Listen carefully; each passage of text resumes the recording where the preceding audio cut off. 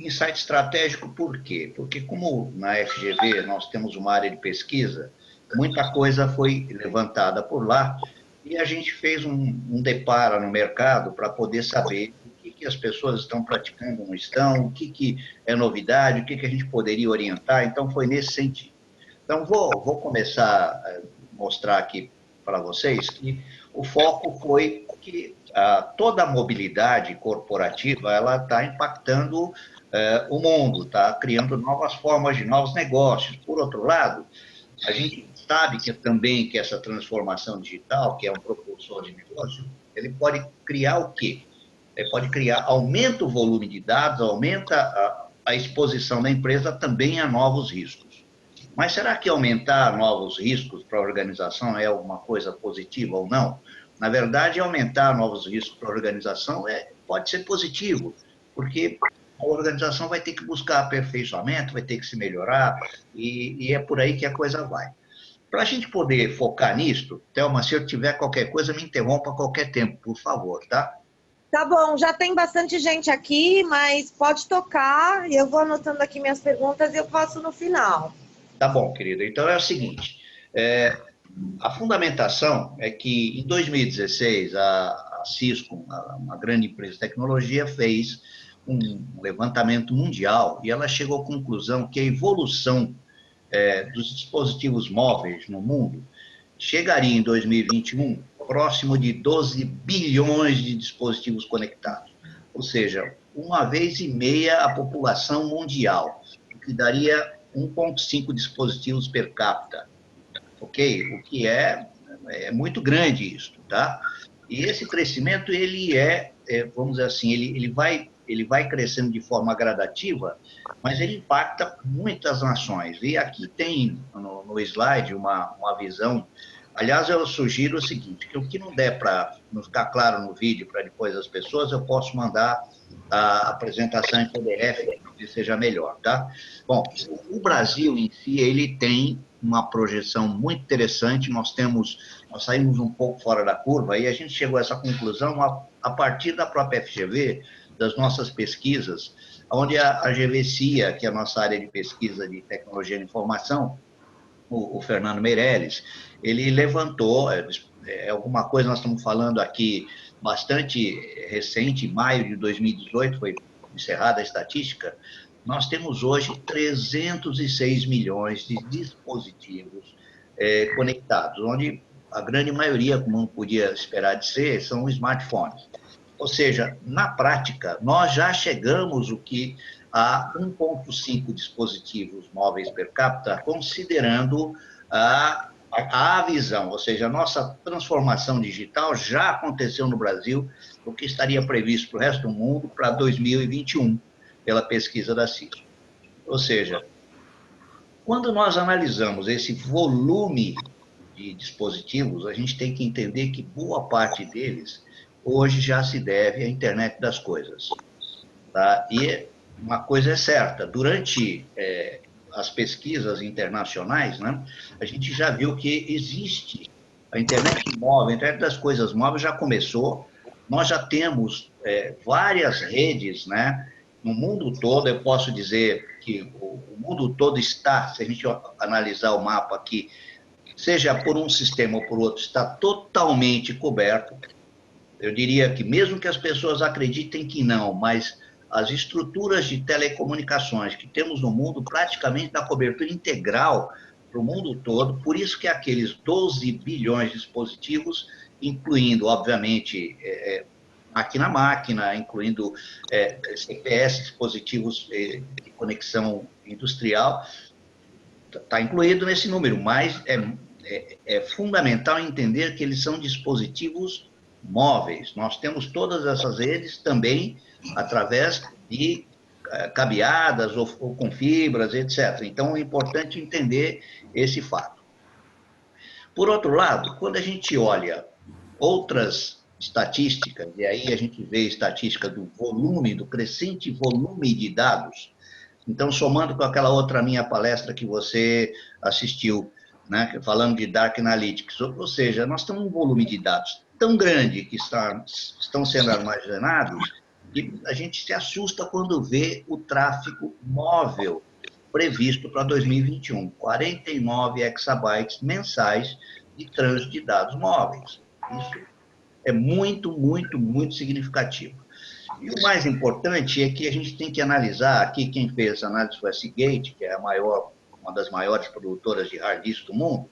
Ela armazena dados, então é a especialidade dela.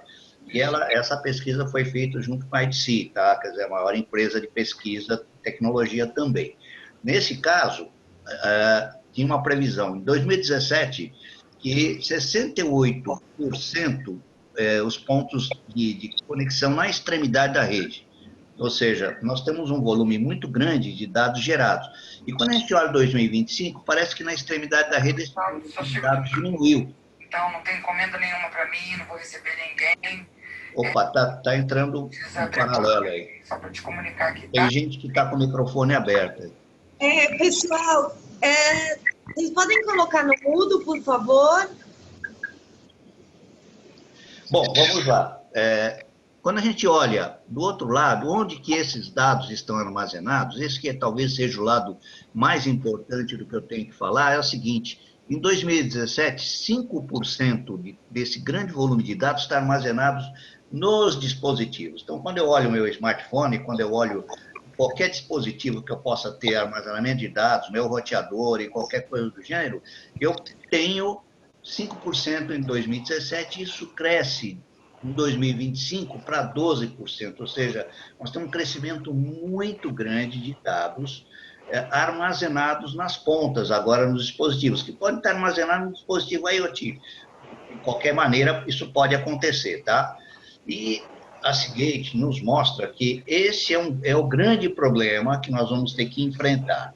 Esse problema ele vai aqui para entender que 90% dos dados que trafegam, são armazenados, eles precisariam ser protegidos. Mas, de fato, só 45% serão. E aí vem a grande preocupação. Que dados são esses? São os dados financeiros corporativos, são informações pessoais, históricos médicos e coisas do gênero. E essa preocupação é que, no momento que esses dados começam a crescer nas extremidades, estão armazenados nos dispositivos móveis, o que vai acontecer? Como é que as organizações vão conseguir controlar esses dados e vão conseguir proteger esses dados se ele está no dispositivo móvel? Não importa se é IoT ou não. Então, quando a gente começa a ver onde que estão os grandes riscos, o primeiro grande risco é a perda do dispositivo móvel, ou seja lá um smartphone, um tablet, um smartwatch ou qualquer dispositivo IoT. Se alguém furtar esse dispositivo, os dados armazenados neles, sem proteção nenhuma, vão comprometer as empresas. Os ataques remotos, né, as botnets de paralisação de serviço, tudo isso pode acontecer, já foi demonstrado no mercado que acontece muito essa história de DOS, utilizando dispositivos IoT, a gente sabe disso. Os códigos maliciosos que vão entrar nos smartphones, e isso vem acontecendo, porque a grande maioria sequer tem um sistema antivírus, um sistema de proteção no smartphone, né? Os ataques internos, os insiders, ou seja, o indivíduo pega o dispositivo do outro, acessa, furta informação e isso acontece. O uso massivo de mobile e open bank, que vai estar crescendo nos dispositivos móveis, também vai ser um problema muito sério. E aí tem a tradicional interceptação de dados que acontece em trânsito, por sniffer, em todo tipo de rede, e que vai realmente impactar. Quando a gente olha toda essa comunicação, a gente pode dizer que o cadeado está aberto. Toda a comunicação que nós temos, infelizmente, 99% dela não está protegida, exceto minimamente as que estão criptografadas.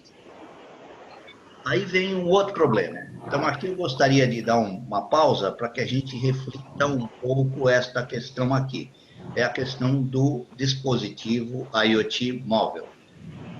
Você sabe disso, que no meu e-book falando sobre IoT, eu digo claramente que o dispositivo mais puro de IoT que nós temos hoje no mundo É o smartphone, porque ele tem tudo, ele armazena, ele fotografa, ele captura som, ele dá localização geográfica, ele tem processador, ele tem memória, ou seja, é um dispositivo IoT puro. Quando a gente olha os riscos que a IoT de todos os sistemas que estão no mundo vão trazer, a gente sabe que isso é muito sério, vai potencializar o risco nas redes. E hoje, infelizmente, a gente sabe que, mostrei na apresentação que eu fiz no segundo congresso, que nós temos muitas vulnerabilidades em dispositivos IoT que não usam nada, absolutamente nada de sistema de segurança em chip, ou seja lá em software embarcado nesses dispositivos IoT. Então, o que acontece?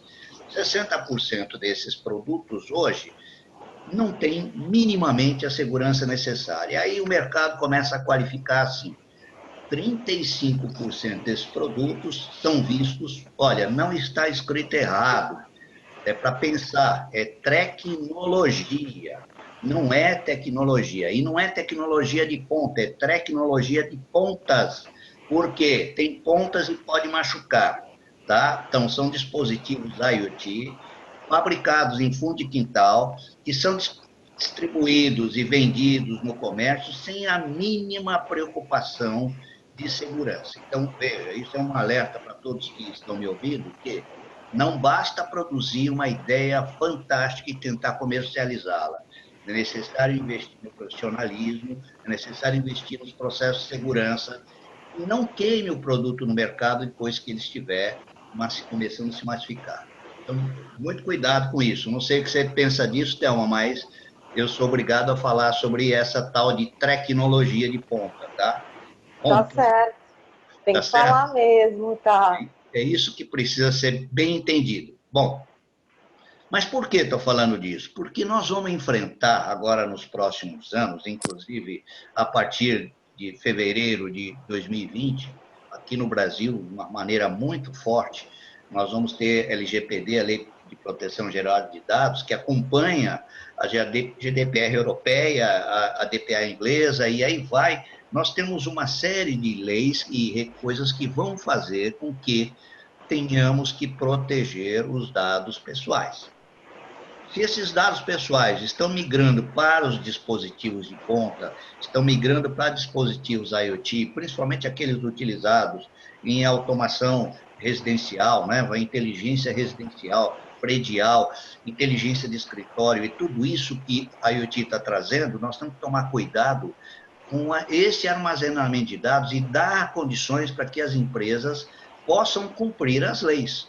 Daqui a pouco, alguns produtos IoT vão estar queimados no mercado porque eles não vão permitir que as empresas utilizem da maneira adequada, porque elas não vão estar cumprindo o que a lei vai exigir. Então, é bom ficar atento a isso. A gente precisa proteger os dados que estão sob a responsabilidade dos equipamentos produzidos. Bom, essas nossas pesquisas, o NTSC-BR, o Núcleo Técnico de Segurança Corporativa da FGV, nessa pesquisa, mostra que a gente tem uma série de cuidados. Obviamente, boa parte desses cuidados todo mundo conhece, mas aqui não, eu acho que vale a pena lembrar. Nós estamos falando aqui de mobilidade corporativa, onde cada vez mais a internet das coisas está entrando e as redes com mobilidade de IoT vão ser cada vez mais significativas. Então, olhando para isso, a primeira coisa é o seguinte: mas eu já tenho muita coisa na minha empresa, eu já tenho gente utilizando equipamento, já tenho. Tá bom, então não importa que você tenha. Pare em algum momento, planeje, estude como é que você vai criar as condições, já que você vai ter que cumprir requerimentos de lei. Então, é por aí. Nesse caso, eu tenho que entender as tendências, tá? As principais tendências. Eu posso trazer meu smartphone? Não, a empresa dá o smartphone, como é que eu faço? Como é que a empresa quer tratar isso? Porque quem tem que dizer isso não é o usuário, mas sim a empresa. A empresa tem que dizer, você pode trazer qualquer equipamento. Aí ela tem que se virar para proteger a sua rede. Mas se ela disser, não, você vai usar só aquele equipamento que eu vou homologar, ou aqueles equipamentos que eu estou instalando, ou equipamentos que eu estou lhe fornecendo, então cada modalidade dessas estratégias devem ser muito bem desenvolvidas. Isso vai acontecer cada vez mais com dispositivos IoT de automação de escritório que estão entrando massivamente. Avaliação das plataformas de endpoint, todo mundo tem sistema de proteção, todo mundo tem tudo, só que será que eles estão preparados para a mobilidade? Então, a tendência hoje, é o item 4, é cada vez mais eu ter equipamentos de endpoint de proteção, ferramentas e softwares, hardware e software associado, mas que integre todas as plataformas que as minhas redes, seja elas utilizando IoT ou não, estão trabalhando, estão tratando. E aí vem a questão, voltando ainda para aquele que tipo de dispositivo eu vou fazer, que tipo de sistema operacional eu vou permitir no meu dispositivo. Então aí vem o seguinte, se eu estou falando de smartphone, eu estou falando de duas grandes estruturas no mundo, mas existem várias outras estruturas, né, que eu não vou citar marca e nome de ninguém, mas que estão aí no mercado forçosamente. Por outro lado, quando eu olho para dispositivos IoT, que sistemas operacionais eu estou utilizando nesses dispositivos? Esses sistemas operacionais que eu utilizo no meu dispositivo, se meu hardware é genérico, se meu hardware é específico, as pessoas hoje não entendem que, eu desenvolvo um dispositivo, utilizo uma plataforma genérica, mas depois eu vou industrializar isso aí de uma maneira, vamos dizer assim, em larga escala, eu não posso manter dispositivos genéricos, eu preciso ver o custo de produção desses dispositivos, então eu tenho que ver que eu posso ter uma mudança estrutural no meu projeto. Aí eu preciso ver, bom, eu como empresa preciso de uma plataforma de localização, já que eu estou tratando de dispositivo móvel, eu preciso saber onde estão os meus dispositivos. Se eu não precisar, eu vou ter uma redução do custo sensível. Se eu precisar, obviamente, esses custos vão aumentar. Da mesma forma, eu preciso saber se eu preciso ter a necessidade de escuta de áudio integral de todos os dispositivos. Não só áudio, mas aqui eu falo áudio e vídeo. Quando alguém tem um smartphone e acredita que possa ser monitorado a qualquer tempo, por qualquer aplicativo, né? Então eu digo assim, é triste ilusão, porque qualquer smartphone hoje, a gente não sabe quais são aqueles aplicativos que a gente permite ou não, e a gente não sabe se está desligado ou não. Ou seja, eu posso ser monitorado em áudio e vídeo a qualquer momento, como em localização geográfica a qualquer momento, desde que o dispositivo esteja comigo. Então vamos tomar cuidado com isso e olhar. Eu vou até dizer que eu sou daqueles velhos que se preocupam, né? Eu pego o meu smartphone e coloco numa capinha para que a câmera e o sistema de áudio fiquem protegidos ou reduza a possibilidade de que eu seja monitorado visualmente e monitorado o sistema de áudio. Monitorado com relação ao GPS só se eu desligar as funcionalidades do dispositivo. Mas eu vou ter muitos dispositivos no mercado que eu vou estar usando e não sei se ele está conectado ou não e como é que vai ser. Então, aqui vem a questão da segurança online. Quando eu penso que as empresas vão ter que se preocupar com isso, é para tudo, tem que integrar todas essas plataformas. Para isso, eu preciso criar uma política de segurança online ou uma política de mobilidade que se preocupe com tudo isso. Né? E muita gente hoje está acontecendo isso de uma maneira exponencial, muita gente está desenvolvendo seus próprios aplicativos de mobilidade. E aí vem um problema, né? O pessoal começa a desenvolver muitas vezes pela plataforma alta, quando deveria começar a considerar, vamos dizer assim, começar a desenvolver pelo dispositivo de menor porte, pelo smartphone, por exemplo, e crescer para as outras plataformas, já que com isso eu consigo dar a proteção a toda a linha que eu posso ter, tá? E, obviamente, eu estou falando aqui da proteção de segurança de informações pessoais que passarão a ser exigidas no ano que vem, começo de 2020. Aqui nós damos uma dica que é para quem for desenvolver aplicativos e estiver preocupado com a questão da privacidade, é bom dar uma olhada na plataforma Solid.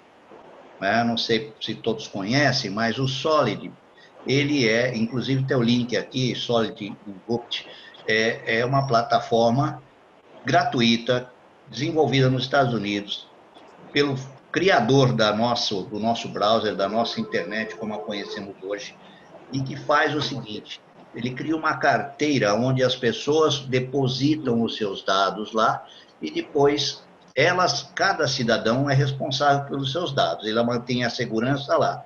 Aí eu desenvolvo um aplicativo aqui na minha empresa que precisa usar dados pessoais. Ao invés de eu pedir no meu aplicativo que a pessoa cadastre todos os dados e eu ficar detentor disso, portanto, responsável por esses dados, não. Eu exijo que ela me libere a carteira dela, ela me dá licença de eu acessar os dados dela na plataforma Solid, e a partir daí eu não sou mais responsável pelos dados dela, porque ela está me dando a capacidade de usar só aquilo que ela está liberando para mim.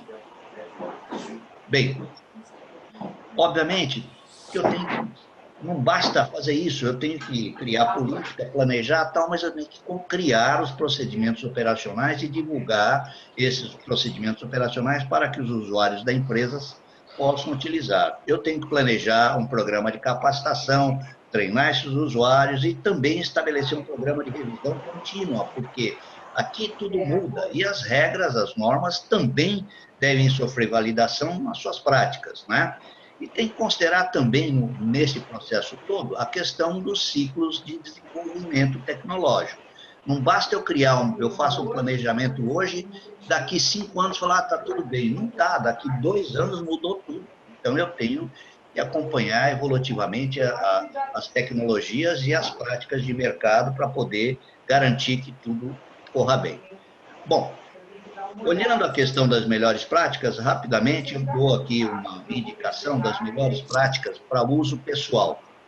O uso pessoal é muito pouca coisa, é só essa tela aqui, e a gente diga assim, diz para as pessoas, olha, toma cuidado, primeiro, adquira equipamentos, devices, né, para uso pessoal, inclusive de IoT, que permitam configurações éticas de privacidade e segurança. Depois, obviamente, mantenha o sistema operacional desses equipamentos sempre atualizado. Aplique corretamente as configurações de segurança e privacidade. Muita gente sequer utiliza isso. Muitas vezes pega o smartphone ou qualquer dispositivo e não se preocupa com isso. 99% das pessoas não ativam os padrões de criptografia que os dispositivos permitem. Os seus dados estão armazenados e abertos nos seus dispositivos, seja lá tablet, notebook, seja lá qualquer que seja o dispositivo móvel, né? Baixar aplicativos é necessário que eles sejam de fontes seguras, que tenham boa reputação. Ah, surgiu um aplicativo novo hoje. Opa, legal, gostei da ideia, vou utilizá-lo. Cuidado. Por que cuidado? Não tem experiência, não tem reputação, você não sabe o que vai acontecer, então você primeiro vai correr o risco, né? Os riscos que podem ter. Bom, tem que instalar software de proteção. Bom, tem gente falando no fundo... Maurício, acho que é o seu que não está no mudo. Maurício. Oi, vou tentar então, só um minuto. Só põe no mudo que a gente está ouvindo uma moça falando, tá vendo? Isso gente vai ficar gravado aí, não vai ter privacidade o que tem. Tem uma moça falando aí. Vamos lá, Jean. Então, vamos lá. A gente tem que também configurar, né, esses softwares de proteção, instalar. A gente tem que dizer sempre que possível não às notificações pop-up, porque muitas vezes no pop-up ele instala plugin que a gente não quer e depois a gente não sabe como sair deles, né? Sempre que eu aconselho, sempre que possível, não estiver usando, desligue o sistema de localização do smartphone, deixe desligado, porque além de economizar muito a questão da bateria, as pessoas não vão saber onde você está. Você tem privacidade a partir daí, tá? Eu mantenho as minhas câmeras de vídeo com capa, porque à medida que eu ponho uma capa que envolve todo o dispositivo, pode parecer chato ter que tirar, tudo bem, é chato, mas à medida em que você aprende a colocar isso na bolsa, no paletó, não importa onde você está ali, no bolso da calça que você está levando o teu smartphone, ou qualquer que seja o dispositivo móvel, ele precisa estar coberto. Se eu estou usando um relógio, eu preciso cobri-lo com a camisa, se eu não quero ter, né? E aí vai. E, obviamente, efetuar o backup sempre que eu puder para a nuvem ou fisicamente para um dispositivo, para outro dispositivo. Bom, quase chegando no fim, eu digo assim, olhando tudo isso, onde que está o futuro? O que a gente pode ver nessa nossa visão de futuro? Primeiro, existem pesquisas aí que dizem que os smartphones estão evoluindo, e a gente sabe, olhando então para a internet das coisas, machine, inteligência artificial, tudo isso que a gente está vendo, a partir já de 2019, nós já vamos ter smartphones com multiredes, não só multifrequências, multiredes, entrando para poder operar Zigbee, por exemplo. A Samsung já tem produtos nessa linha e outros fabricantes vão lançar. Isso vai mudar radicalmente a utilização do smartphone para N outras aplicações de IoT. A gente sabe também que caminha, como o nosso brasileiro guru da Microsoft, o Alex, diz que a realidade aumentada deve substituir o smartphone, a TV ou qualquer coisa que tenha tela. Isso é uma tendência natural. A realidade aumentada passa a ser alguma coisa muito importante ser conhecida, ser pesquisada, ser principalmente entendida de uma maneira mais técnica. E aqui foi muita coincidência, porque eu disse para a Thelma que as coisas iriam mudar, né? E a Thelma até localizou uma das minhas fontes que diz assim que 2018 é o começo do fim dos smartphones. Ou seja, esta é uma frase que a gente diz assim, precisa ler o artigo com cuidado, o artigo está aqui, que vou ser passado para vocês, precisa ler com cuidado, entender, mas entender que é uma realidade inevitável. O smartphone não é que ele vai deixar de existir, ele vai se transformar de uma outra maneira. Talvez não como a gente imagine, mas de uma forma complicada. A tendência pode parecer estranho, né? Mas a tendência vai ser a criação de smartphones do tamanho exatamente desse chipzinho que está na ponta do dedo aqui. O smartphone, ele vai ser um dispositivo de implante subcutâneo que vai permitir que a gente, sem bateria, nada disso, acabou a bateria, não consigo comunicar, esquece, o nosso corpo produz a energia necessária para nos conectar a grandes redes, né? E aí eu vejo assim, existe, não é uma, vamos dizer assim, uma ficção. Se a gente começar a ver hoje, nós vimos na Fantástico mostrar há pouco tempo atrás, a pessoa totalmente paraplégica, com implante de chip, começa a ganhar, a fazer a cabeça controlar os seus músculos. A gente tem muito estudo científico em muitas empresas. Eu estou dando exemplo aqui da Neuralink, mas a Neuralink é uma delas, talvez a que deu mais fama aí no mercado, mas existem muitas empresas trabalhando nisso, e essa realidade ela já começa a ser aplicada hoje, né? Principalmente na área que leva para a medicina esportiva, a medicina de recuperação de paraplégicos, e aí ela caminha também para a comunicação, porque a gente chamava de telepatia, agora a nossa telepatia vai ser aumentada, ela vai ser uma telepatia global. Tá? E a questão da visão, a gente vai ter a imagem no nosso cérebro controlada, então não vamos precisar de tela, não vamos precisar de nada disso. Isso já tem, eu coloco alguns links aí, estudos em que esses chips podem potencializar a nossa capacidade humana, assim como pode potencializar a capacidade da inteligência artificial como ela é vista hoje. Bem, vamos pensar que o que está acontecendo hoje, 2018? A gente sabe muito sobre mobilidade corporativa, mas nós sabemos muito menos do que não sabemos sobre ela. Então é o seguinte, temos muito para aprender ainda sobre isso.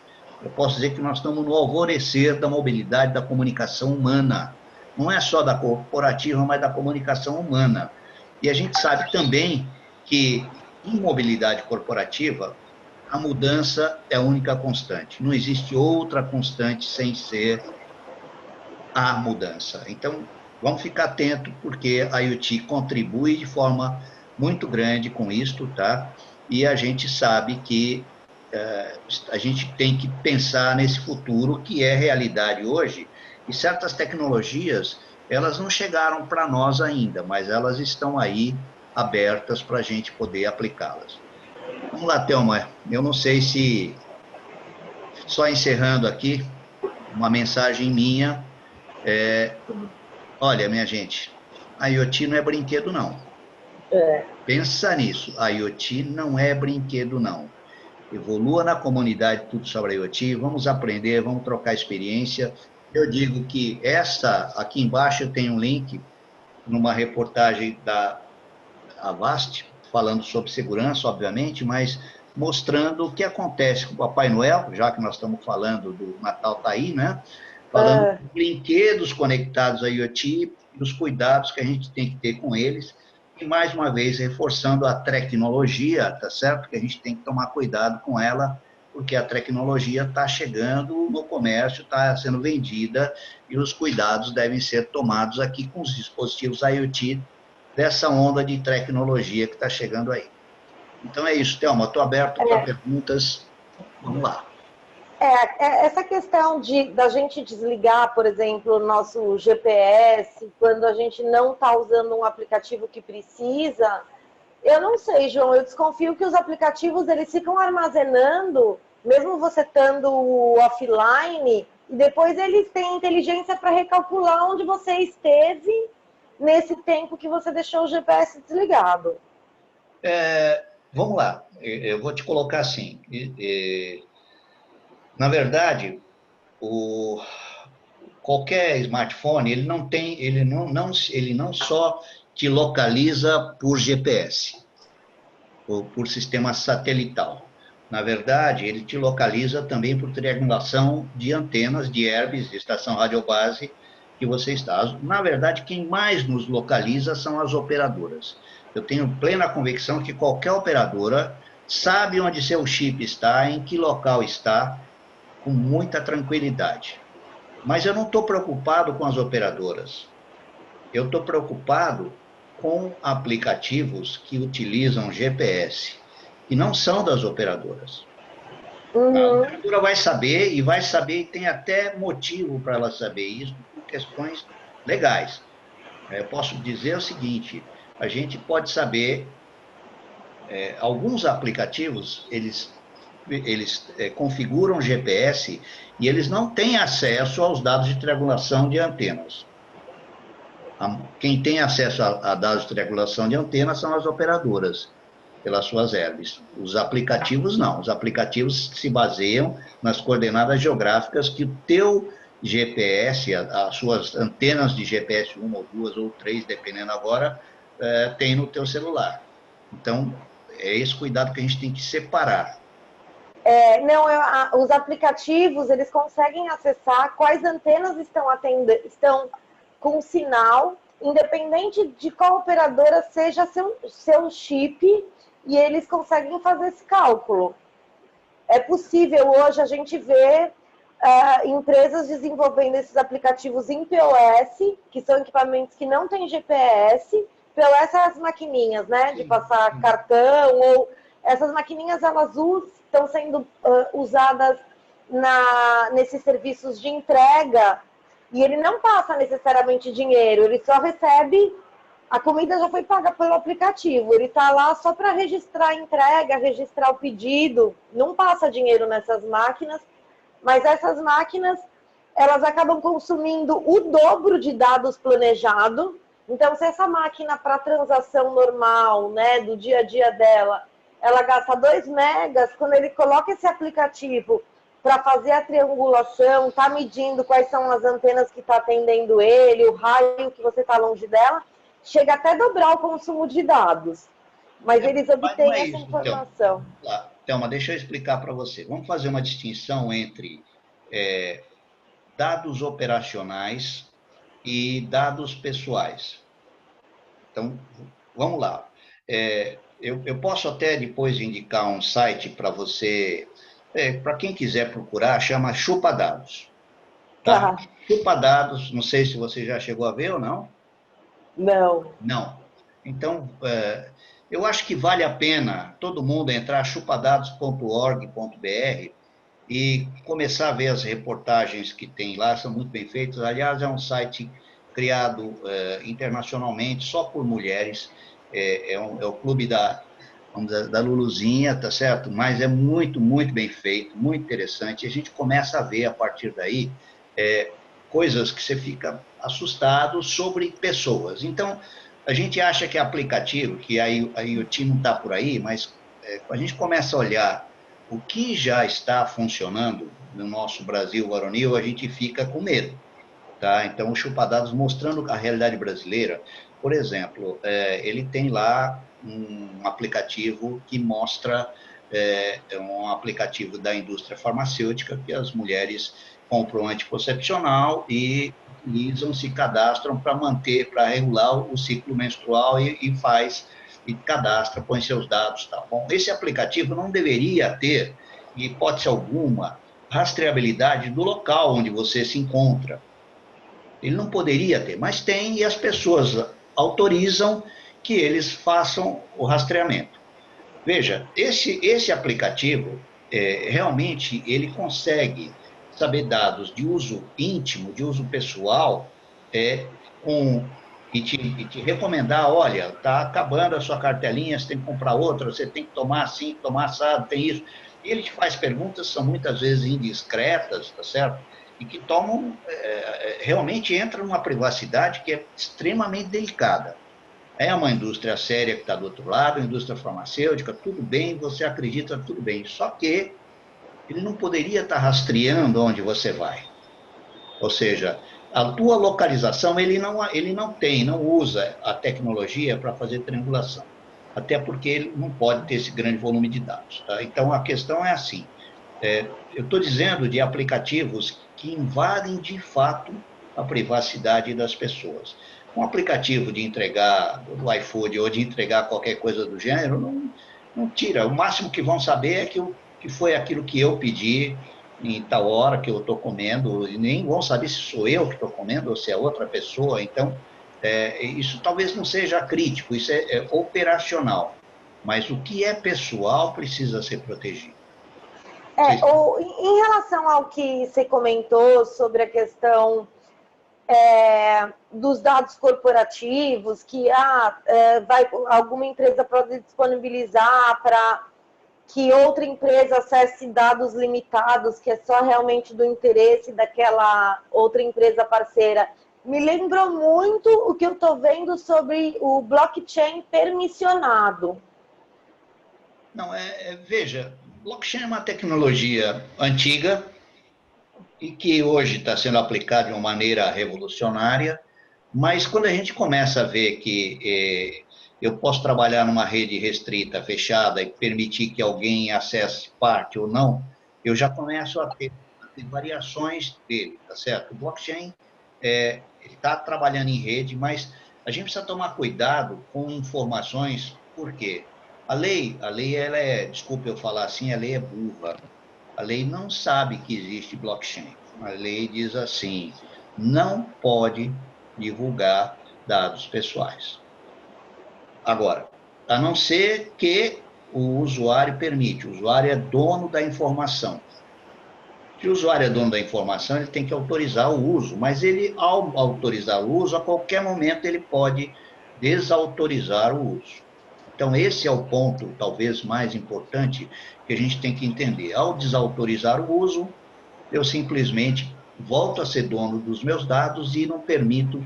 Né? Agora, o governo trabalha de forma diferente.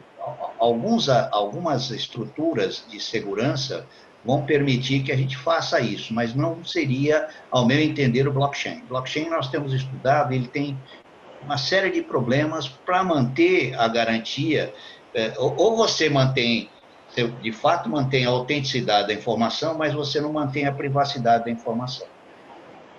Você mantém a garantia de que ela é autêntica, mas não a privacidade que ela tem. Então, a questão do uso ético do blockchain precisa ser muito bem pensado ainda, tá?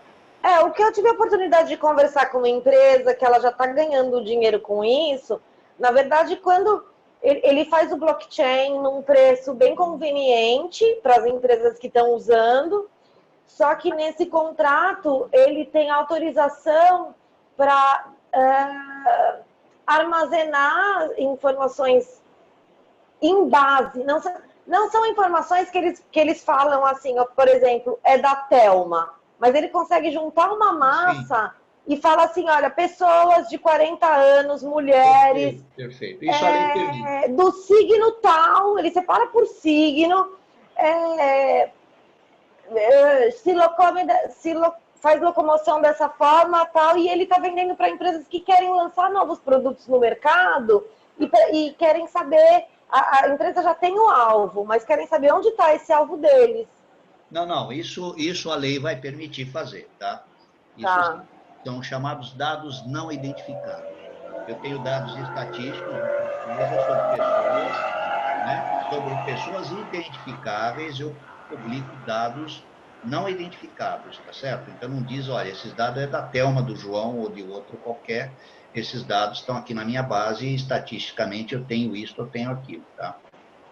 Eu não sei quanto tempo nós temos aqui, Telma. Quem mais quer falar? A gente reservou 1 hora, a gente tem 20 minutos. Oi, Telma. É o Genari. Tudo bem, Genari? Tudo bem. Ô, João, eu perdi o comecinho aí, não sei se você comentou algo sobre blockchain pública, privada, permissionado, não permissionado. Não, o nosso assunto não era esse, ele entrou agora. Ele entrou agora com a pergunta da Telma, tá? Não falei sobre isso, não. Tá. Quando a gente está falando de blockchain privada e permissionada, essa questão da privacidade ela é bem controlada, tá? Então não é uma... Eu entendi esse ponto da legislação que você falou e concordo, é uma questão realmente, principalmente aqui no Brasil, a gente precisa amadurecer bastante, mas quando a gente está falando ali de blockchain privadas e permissionadas, o controle da informação, essa questão de dados sensíveis, dados que são de clientes, ela é tão, assim, tranquila, tão transparente quanto trabalhar num banco de dados ou num mainframe, por exemplo. Então, o blockchain ali é só o meio, né? É só a tecnologia. Perfeito, mas olha, vamos lá, vamos entender assim. Eu sou partidário de que, primeiro, não existe privacidade na internet, não existe privacidade nos meios eletrônicos. Não existe, é ilusão achar que existe. Então vamos dizer assim, mas eu tenho lei. Mas eu tenho lei, mais lei. O Brasil, antes de ter, vamos dizer assim, a LGPD, né, agora que não está em vigor ainda, ele já tinha uma série de outras leis que regulamentavam ou regulavam a transparência das informações, desde o Código Civil, o cuidado que tem que ter. Tudo isso, para mim, é ilusão. Por quê? Vamos lá, vamos entender o meu ponto de vista, porque a questão é a seguinte. Qualquer empresa no Brasil, em função da nova lei, da LGPD, vai saber o que ela tem que fazer e vai ter que tomar o cuidado. Mas isso não dá garantia a nós, detentores dos dados, nós usuários, nós seres humanos, porque nós estamos... A lei ela só protege informações de cunho pessoal. Informações empresariais não é coberta pela lei de privacidade de dado pessoal. Então, a gente tem que entender que tem outras leis para uso de dados corporativos, empresariais. Essa de dados pessoais é dados pessoais. Mas o que vai acontecer? A lei está aplicada a partir de 16 de fevereiro de 2020, todo mundo tem que cumpri-la. Ela pode ser até regulamentada ainda, sofrer pequenas alterações, mas ela chegará lá. Aí o que acontece? Se eu descobrir que os meus dados estão sendo vazados, estão sendo, vamos dizer assim, agora foi o meu que tocou aqui, tá? Os meus dados estão sendo vazados... Alô? Alô? Não. Desculpa, era o meu, eu esqueci de pôr o mudo. Desculpa, volta aí. Quem tocou aqui também foi o meu, viu, Thelma? Vamos lá. Bom, então a história é assim. Eu só vou... A hora que eu descobri que os meus dados vazaram, aí, em função da lei, eu tenho o direito de mover uma ação, de pegar um advogado, de mover uma ação contra, ou utilizar o poder público para dizer assim, vazou, quero saber como é que vazou, não aceito essa informação. E aí eu ganho o direito de poder dizer, essa informação está errada, ela tem que ser ajustada, etc, etc e tal. Agora, vamos pensar o que está acontecendo de fato. Eu pego o SCPC, o Serviço Central de Proteção ao Crédito. Será que ele tem informação dos cidadãos brasileiros ali? Tem tudo. O cadastro positivo, o cadastro negativo, tem informação de tudo. Muito bem. Nós estamos falando de um dado sensível, que é a questão financeira, de crédito e etc. Quando eu olho a questão dos prontuários médicos que as empresas de convênio têm, como não existia uma regulação adequada, todo mundo, e o quanto já vazou disso? Quando eu olho dados que estão nos departamentos, né, de RH das grandes empresas, dados sobre as pessoas que trabalham na empresa, esses dados estão ali, muitas vezes eles são até comercializados. Muitas vezes são comercializados de que forma? Desta forma que a gente está dizendo, olha, nós temos tantos funcionários com curso superior, nós temos tantos funcionários dessa forma, tantos são homens, tantos são mulheres, ou seja, eu posso pegar dados de estatística e comercializar. Tantos moram em tal região, tantos moram em tal região. Bom, grandes bancos fazem isso, né? E vão continuar fazendo. Porque se ele não divulgar o nome da pessoa, não tem problema nenhum. Então, o cuidado que a gente tem que ter quando a gente pensar em projeto IoT é pensar que tipo de dado trafega e o que eu tenho que proteger ou não. A preocupação está por aí, mas se os dados são corporativos, muitas vezes a proteção de um dado quantitativo, pode parecer bobagem, um dado quantitativo dentro de uma rede IoT pode ser um negócio extremamente crítico se o concorrente tiver essa informação em mãos. Então, eu preciso ver, muitas vezes não é só dado, né, financeiro da empresa, mas dados operacionais, eles podem também serem críticos, dependendo do ponto de vista que você enxerga o problema. Então, eu acho que a lei vai dar muito trabalho ainda, e os nossos dispositivos, nossos smartphones, aquilo que cada um de nós, né, pessoa física, armazena aqui, a gente não sabe o que a gente tem. O volume é tão grande que eu faço uma pergunta para quem quiser pensar. Vocês sabem tudo o que tem dentro do smartphone de vocês?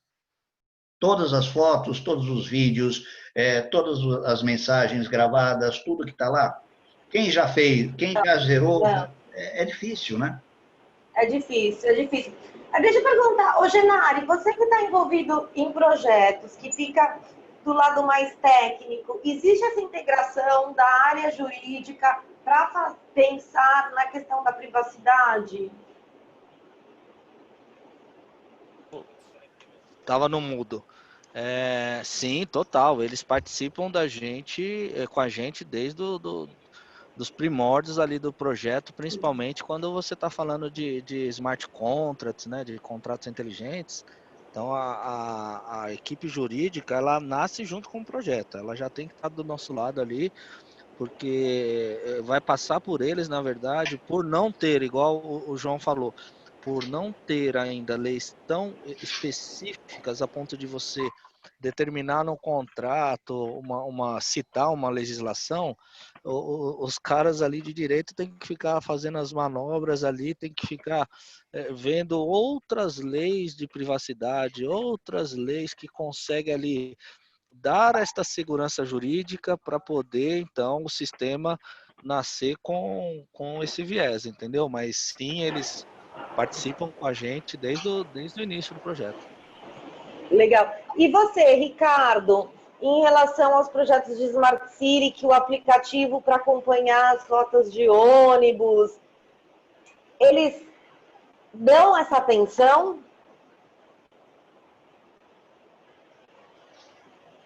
Ricardo está no mudo, não sei se você está falando. Ricardo participou por chat, ele escreveu algumas coisas aí para a gente. Eu não sei se ele já saiu. Ele está online? Pode ter saído. Ele está online. Ah, tá. Bom, tá. Bem, pessoal, alguém quer comentar mais alguma coisa? Obrigada pela presença aí do todo mundo. Oi, Thelma. Oi. Primeiro, agradecer aí pela participação do João Pérez. Gostei muito, aprendi muito com ele. E eu vivo isso todo dia lá na WMD, na Sigfox, né? É um pouco do que ele falou da treconologia aí, que eu achei bastante interessante. E de fato, é uma preocupação sim, tá? Lá na Loca, é uma empresa que é inglesa e europeia e tem dois padrões de qualidade de segurança de dados. Tanto o da Inglaterra, que é um ato que eles publicaram lá, quanto o europeu. E isso também, para a Sigfox, é uma coisa importantíssima, porque é uma empresa francesa e ela tem uma restrição muito grande quanto ao uso de dados pessoais, né? Então, é uma coisa que o Brasil agora, acho que em março do ano que vem, vai ter uma legislação própria sobre isso, sobre essa segurança dos dados pessoais dos usuários, né? Mas é muito bacana essa discussão, tá? Isso é uma coisa muito ímpar, eu não vejo isso em lugar nenhum, na verdade. O conhecimento em geral das pessoas, assim, ainda está sendo formado, né? Então, essas possibilidades de comunicação entre as pessoas que já estão atuando na área é fantástica. Parabéns mais uma vez aí, João. Obrigado. E parabéns, Thelma. Obrigada. E aqui tem muita gente. A Mônica também está se especializando em segurança, né? Se aprofundando, na verdade, porque especialista já é, né? Mas ela tem que ir mais a fundo, por sempre acompanhando tudo que vai vindo de novo. Eu acho importante o grupo trocar experiência do que está fazendo e, assim, principalmente a gente começar a pôr em pauta o que está dando errado. Porque eu acho que a gente já errou um pouquinho e quem errou pode expor para os outros não fazerem, né? Necessariamente não é erro, mas é algo que você viu que tinha uma possibilidade de melhoria. Então, estamos abertos para isso. O próximo webinar a gente vai fazer fora do horário comercial, porque tem gente pedindo. E o tema está aberto, tá? Para quem tiver disponibilidade de trazer um tema em pauta e convidar a comunidade para participar, é muito bem-vindo, tá bem? João, obrigada, viu? Você sempre disposto. A última pergunta, João, eu queria saber, nessa evento da TI Inside, foi falado em geral sobre mobilidade, você ficou responsável pelo tema em relação à segurança, mas o que mais você viu de lá que te chamou a atenção? Dos outros palestrantes, dos outros temas de pauta? Veja, quando a gente começa a ver tecnologia, tem muita coisa. Você começa a olhar, como o evento é focado na mobilidade, a IoT foi alvo de quase todo mundo fez comentários sobre a IoT. E, obviamente, a preocupação com a IoT, por incrível que pareça, é muito forte nesse sentido da segurança. Né? A segurança, e a segurança que foi colocada lá, muitas vezes, nos dispositivos móveis, que ainda tem dependência de bateria, a questão que a bateria explode, quer dizer, que é uma questão da segurança física, né? Também é uma preocupação muito grande. A questão da capacidade ou da sensibilidade de antena desses dispositivos, muita coisa, porque isso talvez para uma rede fixa IoT não é crítico, mas para uma rede móvel passa a ser extremamente importante, né? Você tem um sistema de rádio, um sistema de comunicação que precisa ele tem suas limitações, então isso foi muito tratado, né? A questão das redes de pacotes, né, pequenos pacotes de dados, que a tendência disso crescer, como é que vai ser, as redes especializadas, então isso foi muito bem tratado, mas o grande motivador no final foi a LGPD, a Lei de Proteção de Dados, porque está todo mundo preocupado e sabendo que as multas serão altas e que nós temos no Brasil muita gente que de cara vai sair reclamando. E a questão é que não vira a chave, né? Veja, nós temos aí 1 ano e meio, um pouco menos agora, para poder implantar os sistemas de controle sobre a privacidade de informações pessoais, e ninguém vai conseguir fazer, porque no meio do caminho vão aparecer outras coisas. Então, tem muita gente ofertando esse serviço para fazer, e as empresas ainda estão perdidas, porque a regulamentação, apesar de clara, ela não diz como.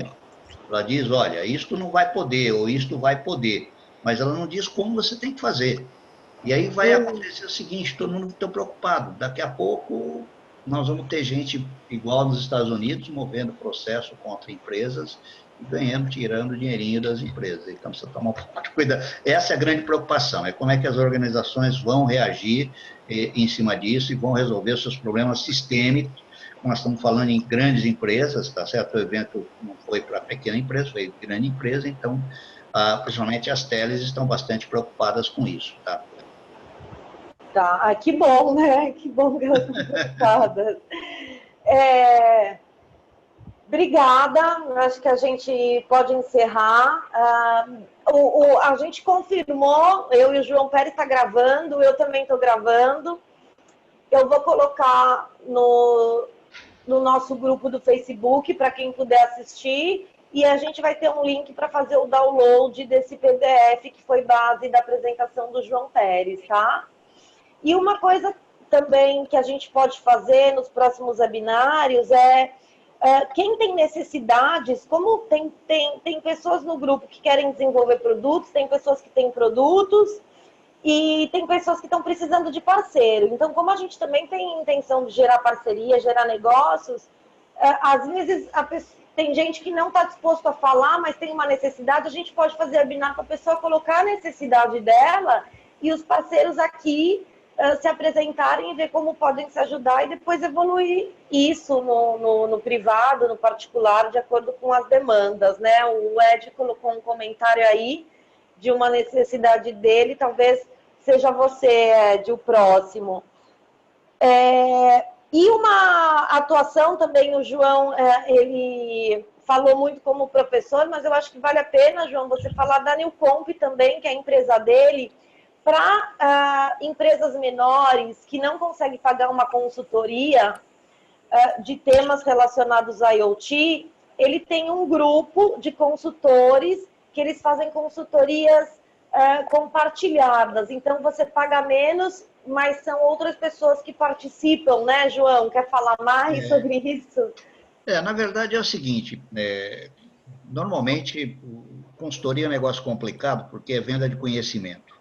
Eu pego um projeto de IoT, o indivíduo está desenvolvendo, a ideia é fantástica, mas de repente ele não sabe como fazer para proteger juridicamente o investimento que ele está fazendo no projeto, como fazer para colocar esse projeto no mercado, como tornar esse projeto em escala ou adaptar, porque o que acontece com a IoT? As pessoas começam a desenvolver a partir de kits, né?